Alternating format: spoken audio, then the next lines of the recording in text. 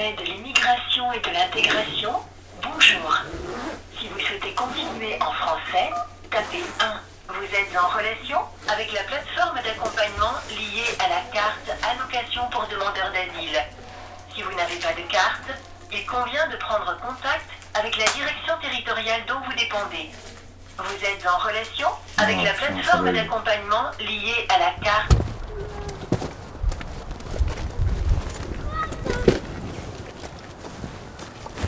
Je suis arrivé sur un remplacement un peu à la dernière minute. De prime abord, j'étais un peu inquiet parce que j'arrive sur un terrain un peu au milieu de nulle part sur la ville de Caen, avec des bungalows tous posés les uns à côté des autres, des chambres qui défilent à n'en plus finir. J'ai trouvé le lieu un peu austère forcément quand je suis arrivé et je me demandais si j'allais trouver satisfaction dans le fait d'accueillir des gens dans ces conditions qui, encore une fois de prime abord, me semblaient pas être idéales.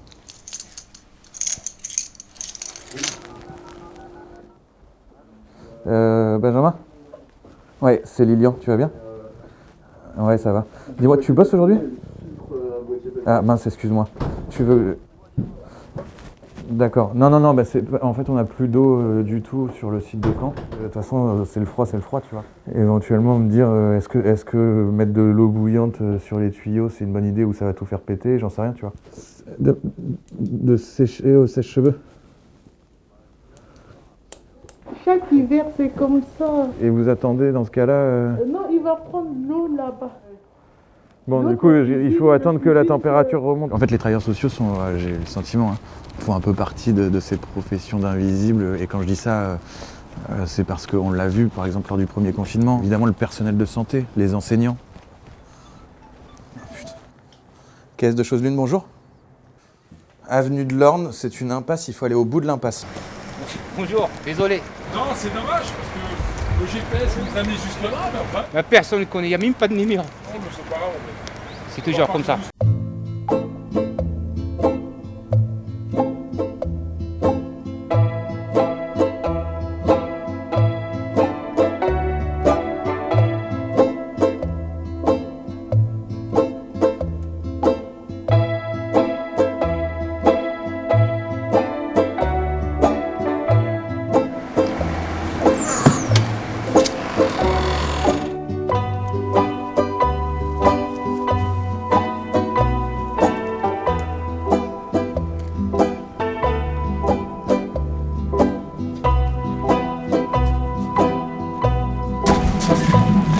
Vous avez ta boisson chaude vous aussi? Vous n'avez pas de distributeur, rien?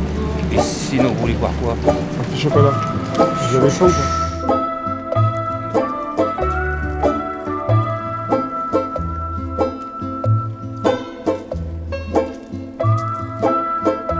Tout le monde est rentré. Tout le monde est parti. Ils n'ont rien oublié. Merci beaucoup. Merci. Et bon courage. Au revoir. Ah, les enfants de la patrie, le jour de gloire est d'arriver. Merci. Anglais. Au français, c'est en français et... l'afghan. Tu parles afghan, tu parles français? Bah oui, avance, s'il te plaît. Donc d'ici une semaine environ, peut-être 10 jours, tout le monde va être transféré.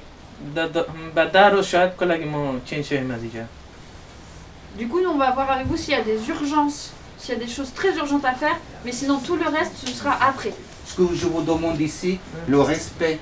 Vous avez des droits, vous avez des devoirs. Il n'y a plus de centre-ville. Centre-ville, c'est à 10 minutes de marche à pied. Centre-ville, on est à côté. Le couvre-feu, le couvre-feu, c'est à 18h. Après, tu peux sortir pour moi. C'est pas le présent ici, juste si tu as un problème là-bas, c'est interdit. D'accord. La bagarre, c'est interdit. L'alcool, te dit, c'est interdit. Il y a toujours quelqu'un ici, 24 heures sur 24. Nous, on travaille la journée, on ne travaille pas le week-end. Mais il y a un monsieur sécurité, il travaille la nuit, il travaille le week-end. Il n'y a pas de problème. Souleymani, non Souleymani. Yes. Il a un peu souffert du coup.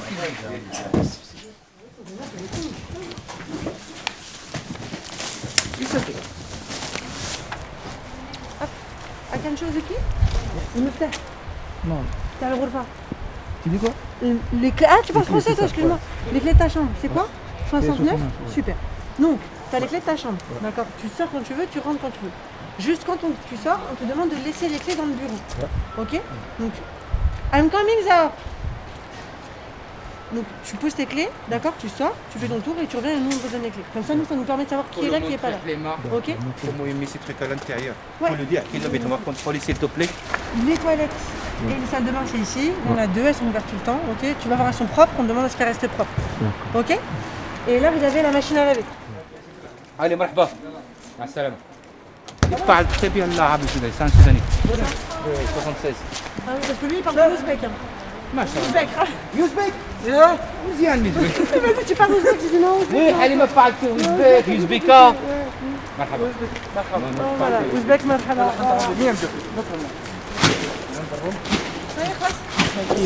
Il a fait sa jambe tout seul, c'est... حجي حليمة. Hadja Halima, lazim. Mahmoud.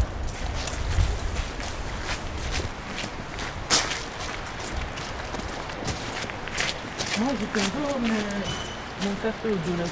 On verra ça après, il n'y a pas de problème. Puisqu'il y a beaucoup de gens, je vais vous voir un par un, je vois les problèmes, t'inquiète pas. D'accord, merci. Maintenant, tu vas dans la chambre, tu te poses, 1 heure après, tu prends une douche, après tu viens me voir, d'accord?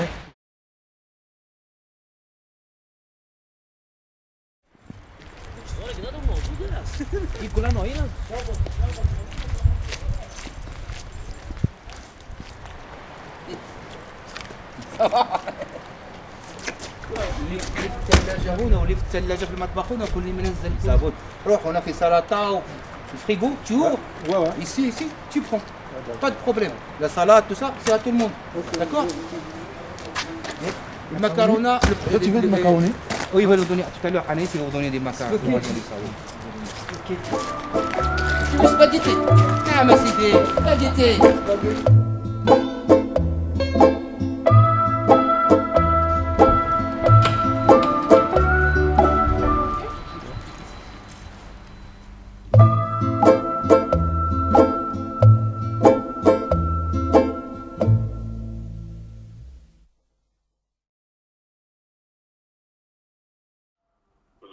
21 68 80.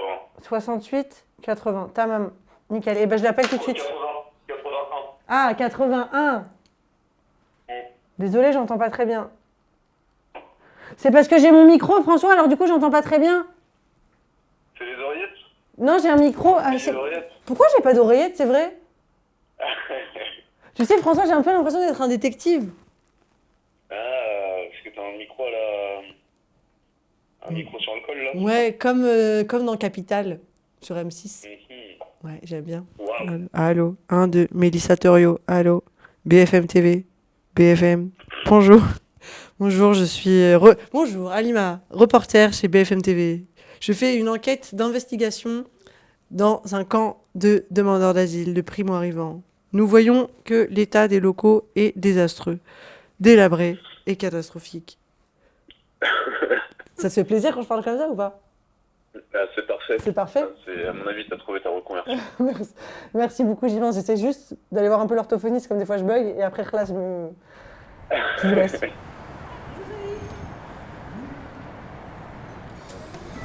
الله يخليك الناس تمام سلام اوكي السلام عليكم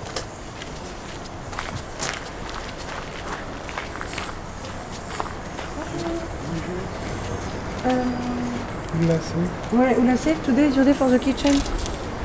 For clean the kitchen. Okay, tamam. Which one? Kitchen 2. So, this one, yes. Okay. Which time? Now. No, okay. Ok, ça va? Super, merci. 60, 62. Ils sont arrivés un peu dans une situation particulière, en fait, c'était pas une arrivée comme les autres. Le bateau avait coulé et du coup c'était l'Italie qui les avait récupérés. Et après ils les avaient partagés. Du coup nous on en avait récupéré 3. C'est des garçons qui dès le début se sont très vite intégrés au groupe et à l'équipe. Enfin ultra serviables. Enfin, c'est des personnes vraiment sur qui tu pouvais compter sur le site. Sinon on est dehors et on fait quand même beaucoup de choses à l'extérieur. Les colis, la préparation des chambres, on a fait beaucoup d'ateliers de menuiserie, des plantations, enfin plein de choses. Dès qu'ils nous voyaient dehors, ils sortaient, ils nous aidaient. Enfin c'était normal en fait, c'était naturel.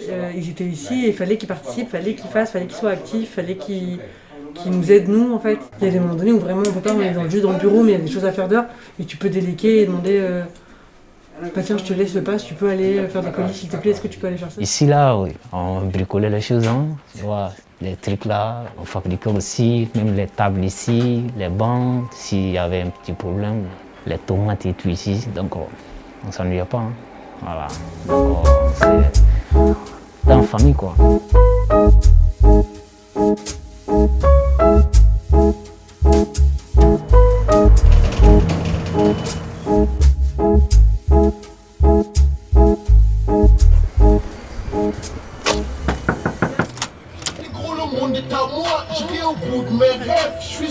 La loi, j'ai le même fait pour l'or, mais elles sont dans la boue. Khalifa, ta chambre.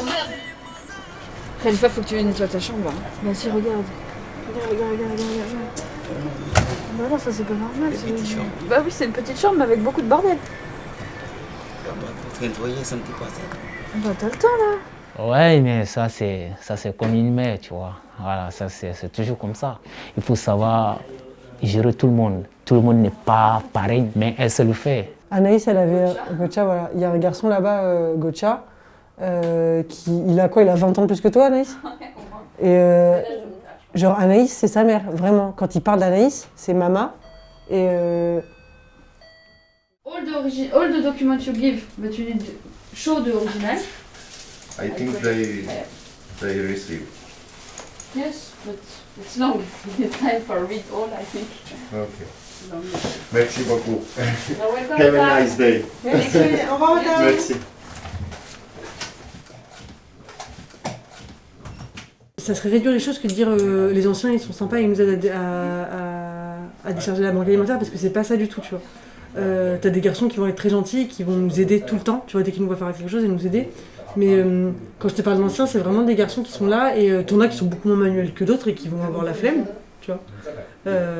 Genre Grace, par exemple, Mojtaba. Mojtaba, t'as bien vu, il est pas très... c'est pas celui qui... il est un peu feignant, je pense. Ouais, il faut appeler un chat, quoi. Il est un peu feignant, il a pas forcément envie de faire des choses manuelles. Mais par contre, à côté de ça, si t'as besoin de traduction, il sera là. Si t'as besoin de soutien, il sera là. Si t'as besoin de quelqu'un pour garder le bureau, il sera là. Et vraiment, il y a cette relation de confiance qui se crée et qui fait qu'on a un lien particulier avec eux et qu'ils arrivent à faire redescendre des infos avec les autres garçons, quoi. Donc voilà, je trouve que c'est important et je pense que ça fait qu'on arrive à avoir du calme sur le site.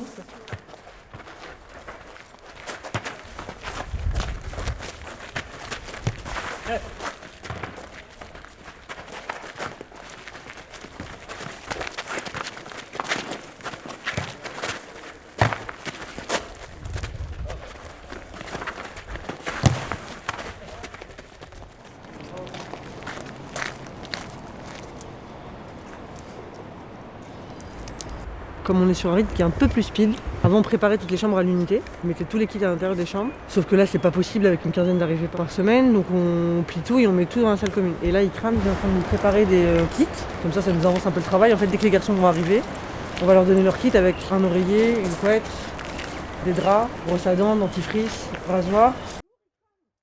Enfin, on n'est plus sur une plateforme tournante avec des accueils très régulièrement, des gens qui viennent et qui partent. C'est comme des chambres d'hôtel. Ce n'est plus comme avant. Avant, ils hébergeaient le nombre de personnes pendant 1 an ou 2 ans. Mais maintenant, ce n'est plus le cas. Et souvent, c'est difficile.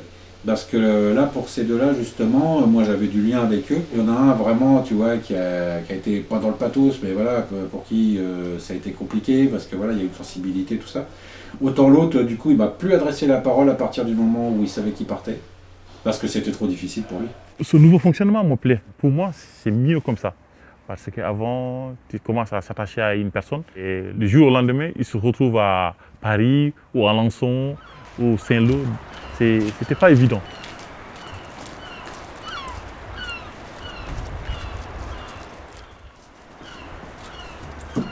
Mohamed, yesterday, c'est today, is transfer. Okay, but it's not today. Tomorrow, Saba. يوم الجمعة. يوم الجمعة. تمام؟ Super. Ah, d'accord. Banana. Ah, super, merci, c'est gentil. Very good. Merci, Banana. It's my sister from Hussein. Wallah, تشكر. Merci. Tu vois, par exemple, tout à l'heure, je surveille toujours la porte du coin de l'œil. Rustam, là, je pense qu'il a quelque chose à me demander. Quand tu vas être parti, il va venir me voir. Là, il n'ose pas parce que tu es là. Il y en a quelques-uns qui regardent du coin de l'œil si je suis toujours là, tu vois. Ça, c'est des signes de l'attachement, tu vois. Il faut qu'il n'y ait personne d'autre que moi dans le bureau pour entendre ce qu'ils ont à me dire. Mais Paul, par contre, il est vraiment dans le... Il n'a pas du tout la même relation avec moi qu'il peut avoir avec toi, tu vois. Paul, pour moi, je suis... Alors que Paul, moi, pour lui, je suis sa sociale. Bonjour, les clés, merci, au revoir. Là, j'ai besoin d'appeler le docteur. Est-ce que tu as du courrier? C'est tout. Là-bas. Tous ils ont le récit. On envoie nous que ce garçon, chambre 59. Abdoulaye a un ado. Et Celui-là aussi, parce que c'est le 27 aussi. Lui, il a du 4, donc c'est 25. Alors les gars, normalement le récit est fait. Donc on envoie. On peut envoyer. C'est ça Anaïs. Est-ce que on va envoyer pour toi là. tes clés? Et du coup, ils sont 27 aussi en deadline. Est-ce que le tableau de suivi global, là, il est renseigné ou pas? Je pense. Non. Non. Du coup, est-ce que vous pouvez renseigner au moins les dates d'arrivée, les dates de réception des transferts, date à laquelle elle répond? Parce qu'en fait, c'est limite le truc le plus important maintenant pour nous, en fait. Enfin, c'est un peu triste, mais l'accompagnement, quasiment, il se résume à ces putains de dates, quoi. Donc, date où on reçoit les gars, date où on reçoit le transfert. On est le seul lien qu'il y a entre eux et finalement l'administration. On est vraiment entre les deux. C'est-à-dire, eux ne peuvent pas aller voir l'administration directement et se faire comprendre, donc ils passent par nous. Donc si à un moment ils estiment que ça ne va pas assez vite ou qu'il y a eu un truc qui a merdé, c'est forcément nous qui sommes responsables. Parce qu'on est le lien qui unit justement, tu vois, on est vraiment le pont, la passerelle. C'est vraiment un travail en accordéon. En fait, tu as des journées où franchement c'est calme, il y a un travail raisonnable pour le temps de travail qu'on a par jour, c'est-à-dire 7 heures. Et il y a des journées où ça s'accumule. C'est-à-dire que maintenant, on a des arrivées toutes les semaines avec un flux à gérer. Un flux, c'est des personnes, mais c'est appelé ici comme ça. On gère, là, cette fois-ci, des arrivées, des effectifs, des capacités d'accueil. Donc, on parle de façon un peu plus technocrate. Il y a des mots qui déshumanisent, mais les structures administratives les utilisent. Et donc, moi, depuis le début de mon interview, j'ai l'impression d'avoir dit rien que certains mots que personnellement, j'utiliserais même pas pour parler de personnes et dans mon travail, parce que je les entends, je les utilise malheureusement. Mais il y a des mots comme, oui, moi j'évite à tout prix de dire le mot migrant alors que c'est absolument rien de péjoratif. Je pense qu'on est effectivement sur des termes qui peuvent paraître très techniques, qui déshumanisent un peu. Effectivement, on parle de flux migratoires, on parle pas de camps de réfugiés ou de camps de migrants, mais de centres d'accueil et d'examen des situations ou de centres d'accueil pour demandeurs d'asile. Bon, ça existe à peu près dans tous les secteurs d'activité. On a souvent un langage un peu policé quand il s'agit d'en parler de façon officielle. C'est le fait que tu vois, dans ces flux, t'as des hommes, t'as des femmes, t'as des enfants, t'as des familles, t'as des gens qui sont détruits par la vie et ça reste des numéros, tu vois, pour l'administration et des chiffres, tu vois. Du côté des administrations, de la préfecture, peut-être que le fait d'utiliser des termes qui sont plus génériques, qui évitent d'avoir les images concrètes en tête, des déceptions que l'on va créer, voire des drames que l'on peut engendrer. Oui, sans doute que ça aide d'être sur du terme technique, quoi, et de ne pas avoir le sentiment qu'on est en train de parler immédiatement de vies humaines qui sont trimballées, qui sont porteuses de parcours compliqués, et je crois que si pour un certain nombre de fonctionnaires ça revient au quotidien à l'esprit, bon, ça devient compliqué de travailler, j'imagine, ouais. Mais nous, en fait, on est beaucoup trop confrontés à l'humain. On les connaît, en fait. Mais pour autant, après, sur le terrain, là, on rencontre les gens, les visages, les difficultés. Peut-être que ce soir, on va avoir quelqu'un. Je vais être tout à fait transparent avec vous, hein. C'est pas pour être désagréable que je vous dis ça, mais nous, les T1, les T2, c'est ce qu'on a C'est ce que vous avez le moins... plus demandé, et en général, c'est minimum 1 an d'attente, monsieur. Bon, écoute, t'as compris, ça peut être un peu long. Là, c'est bien ce qu'on a fait, parce que du coup, t'es positionné sur plusieurs logements. Maintenant, il faut qu'on attende un peu. Ça marche, on attend. Ok? De rien, Khalifa. Saif, you have to go alone. Yes. Ils pensaient qu'il y avait un travailleur social qui venait les chercher. Et ben là, j'appelle pour les prévenir. Ils vont y aller à pied, hein, mais j'appelle pour les prévenir qu'ils vont avoir du retard, du coup. Bonjour. Oh putain, ça commence à me casser les couilles. Ça. Ok, les garçons. Goodbye, good luck. Thank you. Goodbye. Good luck.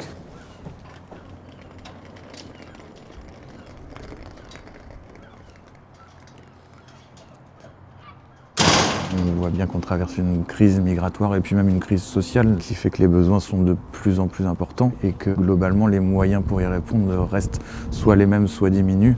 Tous les travailleurs sociaux, quels que soient les champs dans lesquels ils interviennent, se retrouvent confrontés à cette difficulté de ne pas pouvoir répondre à l'ensemble des demandes. Vous savez ce que vous faites ici, eux ils savent ce qu'ils font. C'est même pas dans ce sens-là, c'est vraiment moi j'ai mal les accompagner de moi ce que je donne ici et ce que je donne à eux, tu vois. On a notre liste de choses à faire et ils sont toujours en dernier et concrètement, oui, à part la demande CPH remplie et la demande de SIAO, on n'a rien fait. Faut pas mentir. Et puis, mais ça c'est quoi? C'est parce que vous n'avez pas le temps ou c'est parce que vous n'avez pas les documents? Moi c'est parce que j'ai pas le temps. Et le temps, on les voit pas aussi. Enfin, moi j'étais pas. Remplir un SIAO et argumenter sur le mec, je me connais pas du tout, je l'ai vu une fois pour remplir CCMU. Bah de toute façon je crois qu'on peut pas plus. Enfin oui on pourrait mais ce serait... Ok. Bah là de toute façon c'est surtout qu'en termes de ressources humaines là ça va être compliqué là. La précarité augmente partout, donc les travailleurs sociaux sont de plus en plus amenés à travailler dans des conditions de plus en plus compliquées et pourtant je crois que c'est pas une profession dont on parle comme une profession essentielle, comme une profession en souffrance, comme une profession pour laquelle il faudrait donner des moyens supplémentaires. Alors je pense que les travailleurs sociaux ont peut-être leur part de responsabilité aussi dans leur manière de faire connaître ce qu'est leur activité et de revendiquer à un moment donné peut-être plus ou mieux. Parce que voilà, c'est pas facile quoi. Mais c'est vrai qu'on n'a pas énormément de moyens, et ça c'est pas cool. Pas pour nous, hein. Nous on s'en fout. Hein. On peut entendre ces galères, on travaille dans des bungalows, il fait froid, quand on va voir les garçons, il faut qu'on se rhabille, il pleut, machin, et tout. Nous on est professionnels et on est payés quand même. C'est galère surtout pour les garçons. Les conditions ne sont pas quand même folles quoi. Mais bon, ils sont mieux placés que moi pour en parler. Donc, quand je me suis venu ici, j'ai trouvé bien ici. Je me suis senti que je suis vraiment bien en fait dans ce centre, oui. Parce que je me lave les matins, hein, tout. Là-bas, 5-7 jours, tu ne peux pas te laver, il n'y a rien. Ouais. Donc dans ce centre, en tout cas, on te traite comme un humain en fait ici. Tu trouves que tu es un humain digne en fait, tu dors, tu te lèves le matin, tu fais, ouais. Même si tu fais rien, même si tu ne sais pas où aller, mais ouais, tu sais que tu es bien en fait. C'est effectivement, je crois pour beaucoup d'entre eux, un passage qui compte dans leur parcours d'asile, que ce lieu qui souvent est le premier lieu qu'ils découvrent sur le territoire. C'est là où je suis arrivé pour la première fois quand je suis arrivé en France. C'est ici que j'ai dormi pour la première fois. Donc j'ai trouvé aussi des gens vraiment, je vais dire, j'ai quitté ma famille, je suis venu trouver ma famille aussi. Il nous informe des démarches qu'il fait, là il a eu son récépissé, il est content, il nous dit. François, est-ce que t'es en train de te moquer de moi? Non. Ah non, je suis juste en train de me demander si la lessive sur l'ordi c'est pour l'image ou si c'est... Non, c'est pas pour l'image, il est là. Mais non, c'est parce qu'on travaille beaucoup.